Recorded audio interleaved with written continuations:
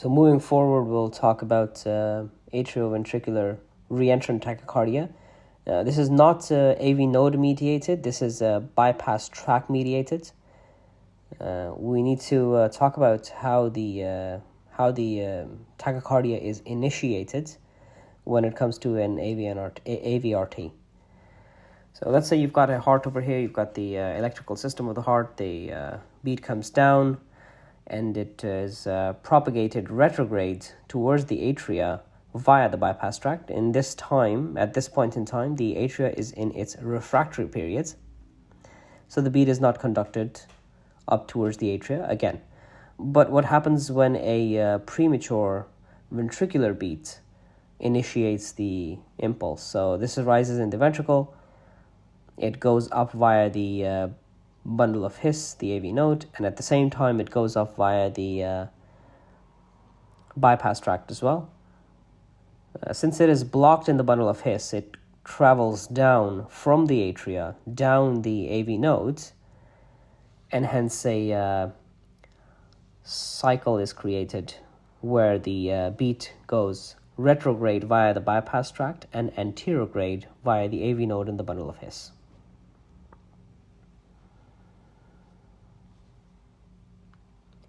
So you've got anterograde conduction, and you got retrograde conduction via the bypass tract. This is a orthodromic type of AVRT. And this will usually produce a narrow complex tachycardia. Once you've got retrograde conduction via the AV node and anterograde conduction via the bypass tract, this is an antidromic AVRT, and it usually produces a broad QRS complex on the ECG.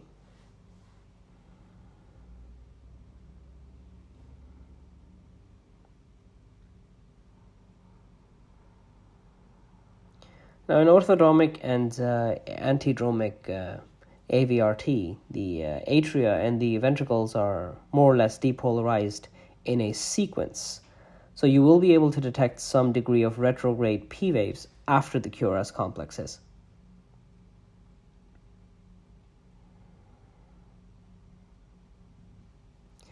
So it's time to talk about a clinical pearl. When there is one-to-one AV conduction, and if the P waves are occurring more frequently as compared to the QRS complexes, an AVNRT or a AVNRT is ruled out because it is either going to be a atrial flutter or a fibrillation. Look at the RP interval to differentiate between a AV nodal re-entrant tachycardia and an AV re-entrant tachycardia, because in AVRT, retrograde P waves are conducted and they appear just after the QRS complex. So the RP interval is going to be more than 70 milliseconds. So let's take a look at a couple of examples now.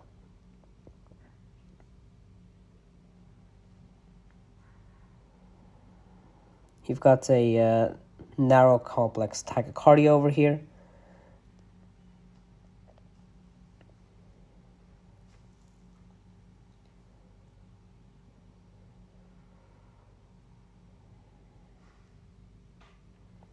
You can see some degree of a retrograde P wave here in the inferior leads, and that is going to be a pseudo R wave, I believe. This is an AV nodal re-entrant tachycardia. It's very difficult to tell which subtype it is because you will need a complex electrophysiological study for that. Again, we see a very regular narrow complex tachycardia. The rates are in excess of 100 beats per minute. There is an absence of P wave as well. There's absolutely no respiratory variability here, which is another hallmark of supraventricular tachycardias.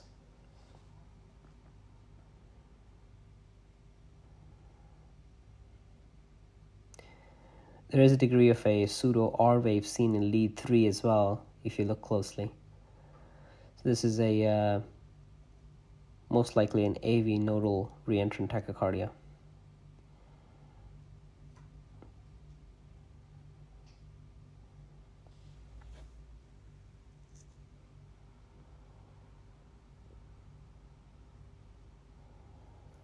So let's take another example now. You've got a narrow complex tachycardia.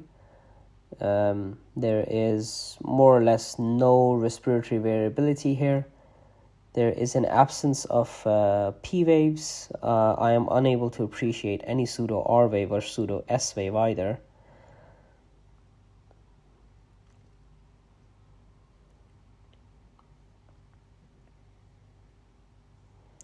So again, this is a supraventricular tachycardia.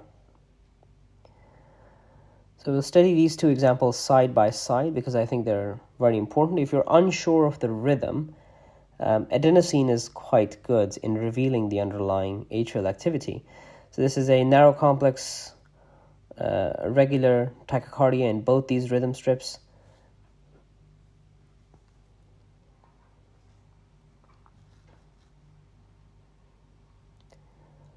We're unable to appreciate any sort of atrial activity in both of these rhythm strips. So a decision was made to give both of these patients adenosine to see what the unmasked underlying atrial rhythm was. So at about this point, this patient was given adenosine.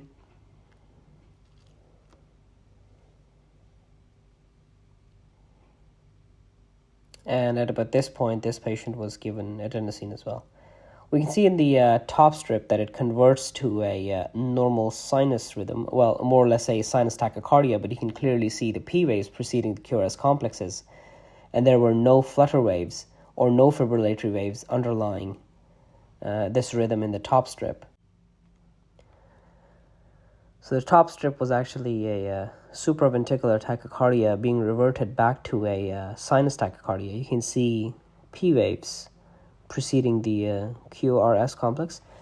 The bottom strip shows unmasked atrial activity when this patient was given a adenosine, but you can clearly see that it is being reverted back to its original state of atrial flutter. That's all for today. Let me know in the comments section if this was helpful or not. Don't forget to like, share, and subscribe to the channel, and have a good day.